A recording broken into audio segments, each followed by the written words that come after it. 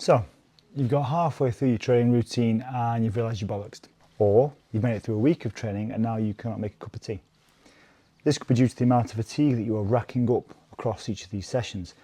We all like to push hard within our training routines. Ha! But certain moves will carry more fatigue than others.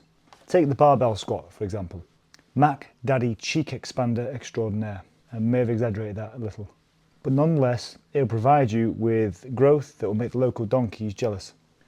However, it comes at a cost. When you begin to get reasonable at this movement, it will create a lot of systemic fatigue.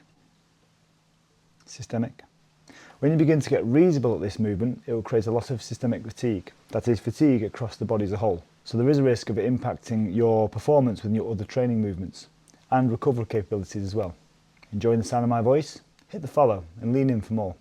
Now, if the goal is to purely perfect this movement, training sessions have been adapted in terms of accessory work and it's been relatively dialed down to compensate, or you simply have a periodised programme that will bring you up and down in terms of intensity, then crack on.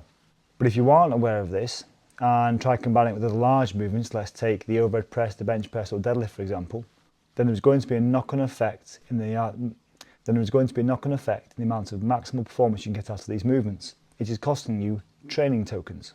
One way around this would be building routines where specific focus on a certain movement in that programme, i.e. a squat focused day, and then you can spend time working through variations with some lighter accessory work to follow. For example, single leg hamstring curl, a seated leg extension and a seated abductor. Then you go into your main work, so your squat followed by a paused variation, then some seated calf raises, some single leg press, a different type of leg curl, a different type of leg extension, or simply just some sled work.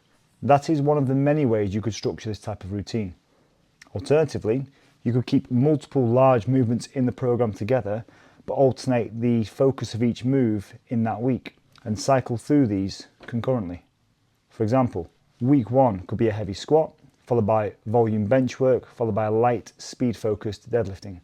Week 2 will be light speed focused squatting, followed by heavy bench and volume deadlift. And week 3 will be volume squat, followed by light speedy bench work and a heavy deadlift. To summarise, if you feel you aren't getting the most out of your sessions, or they're getting far too much out of you, then look to the purpose of the programme, the frequency of training and the movements you are doing as a whole. Change the order, change the selection, or change the volume.